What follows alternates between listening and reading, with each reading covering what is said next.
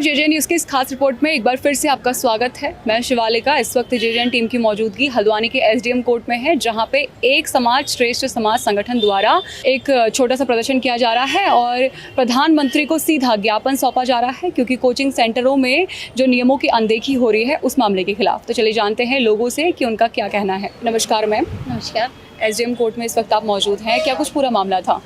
हमारा मेन ये था कि जो अभी एक अग्निकांड हुआ है जिसमें बच्चों ने कूद करके जान दी है, तो हमारा मेन ये था कि हम मेरे साथ की संस्था के माध्यम से हम ये करें जो 2 मंजिले में हो और बेसमेंट में कोचिंग सेंटर ना चलाएं, 2 मंजिले में हो, ताकि अगर भविष्य में आने वाली कोई घटनाएं होती हैं तो बच्चे कूद कर भी जान बचा सके। अभी आपने देखा होगा कि जो अग्निकांड है उसमें बच्चा अगर 50 फ्लोर से कूद रहा था तो किस तरह से उसको मतलब उसकी रीढ़ की हड्डी टूट गई थी। तो इसलिए मैं कि आने वाले टाइम पे कि इस जो हमारा जो भाई नुकसान हो रहा है, जो देश का नौजवान है, नए नए बच्चे हैं, कोचिंग करते हैं और बहुत चीज़ें हैं, तो उन घटनाओं से हमारा बचा जा सकता है। सर, कोचिंग सेंटर में मानकों की अनदेखी के ऊपर आपने आज ज्ञापन सौंपा है, क्या कुछ कहना चाहेंगे?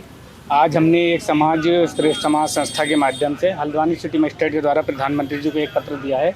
उसमें हमने मांग करी है कि जो कोचिंग सेंटर बेसमेंट में और 2 मंजिल की हाइट से ऊपर में चलाए जाते हैं उन पर पूर्ण रूप से प्रतिबंध लगाकर अब ये नियम बनाया जाए कि 1 मंजिल से 2 मंजिल की हाइट तक ही कोचिंग सेंटर चलाया जाए। उससे फ़ायदा ये होगा कि कभी भविष्य में कोई अनहोनी घटना घटती है तो जो छात्र हैं अगर 1 मंजिल की हाइट से आराम से कूद के अपनी जान बचा सकते हैं, क्योंकि अक्सर जितनी भी हमने घटनाएँ देखी हैं तो बहुत से छात्र कूदने के प्रयास के कारण भी उनकी जानें गई हैं। तो इसलिए हमने ये मांग करी है। अच्छा, आजकल कोचिंग सेंटर में फायर सेफ्टी के काफ़ी सारे इंतज़ाम और इस चीज़ का मामला काफ़ी चल रहा है, तो उसके ऊपर क्या कहना चाहेंगे?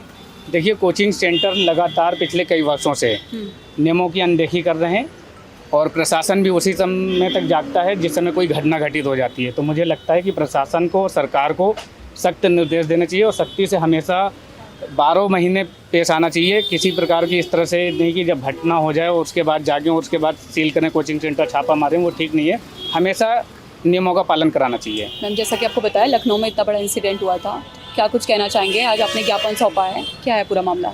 देखिए, सबसे पहले तो मैं ये कहूँगी कि आजकल क्या हो रहा है ना, कोचिंग सेंटर खोलना बहुत आसान है। हर गली मोहल्ले में आप 4-6 कोचिंग सेंटर देख ले रहे हो, रोड पे जा रहे हो 4-6 देख ले रहे हो। सबसे बड़ी चीज़ है, जितना आसान कोचिंग सेंटर को खोलना हो जा रहा है उतना क्यों नहीं बच्चों पे ध्यान दिया जा रहा है। कोचिंग में अगर हम बच्चा भेज रहे हैं तो हम किसके ऊपर, मतलब किसकी जिम्मेदारी पे भेजेंगे? आप उस पर बिल्कुल ध्यान नहीं दे रहे। बच्चा एक क्लास अटेंड कर रहा है, दूसरे में गायब हो जा रहा है, आप उस पर भी ध्यान नहीं दे रहे। तो ये चीज़ बहुत गलत आती है। सबसे बड़ी चीज़ ये होती है कि आप कोचिंग सेंटर खोल रहे हो, आप इस जिम्मेदारी से खोलो कि एक एक बच्चा सही से पढ़े भी और सही सलामत अपने घर लौट जाए, है ना।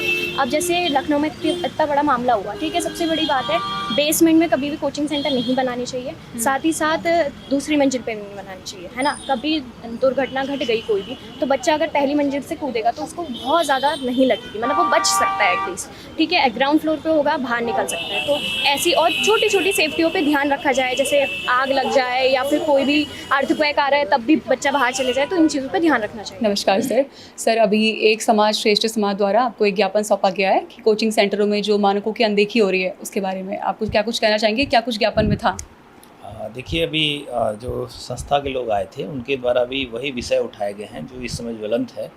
हाल में जो घटनाएं हुई हैं उसको देखते हुए कोचिंग सेंटर्स या जो भी ट्यूशन सेंटर्स चलाए जा रहे हैं उसमें जो घटनाएं हुई हैं और उसको देखते हुए विद्यार्थियों की, छात्रों की सुरक्षा को देखते हुए जो उपाय किए जाने हैं उसके लिए उनकी मांग थी। खासकर बेसमेंट में संचालित होने के संबंध में, साथ ही जो अग्नि सुरक्षा के मानक हैं उस पर भी उन्होंने कुछ मांगें रखी हैं।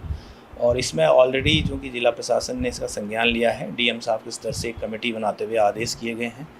हम लोगों ने हल्द्वानी नगर निगम क्षेत्र में विभिन्न स्थानों पे जो संचालित होने वाले प्राइवेट कोचिंग सेंटर्स हैं या अन्य संस्थान हैं उनका सर्वे किया है और उसमें कार्रवाई भी अभी गतिमान है। लगभग 7 सेंटर अभी तक सील किए गए हैं, कुछ को नोटिस दिया गया है। आगे भी इसमें आगे कार्रवाई जारी रहेगी। तो जैसा कि आपने देखा कि कई लोगों ने हमें बताया कि उन्होंने सिटी मजिस्ट्रेट को ज्ञापन सौंपा है और सिटी मजिस्ट्रेट द्वारा सीधा ज्ञापन प्रधानमंत्री नरेंद्र मोदी को दिया जाएगा। इसके बाद हमने city magistrate AP Vajpayee ji से भी बात करी, जिन्होंने बताया कि हल्द्वानी में कुल उन्हें अब तक 7 से ज़्यादा कोचिंग सेंटर ऑलरेडी सील कर दिए हैं और मामले की कार्रवाई आगे भी जारी रहेगी। फिलहाल के लिए इस खास रिपोर्ट में बस इतना ही। मैं शिवालिका, कैमरा पर्सन भूमिका के साथ जेजे न्यूज़ हल्द्वानी। धन्यवाद।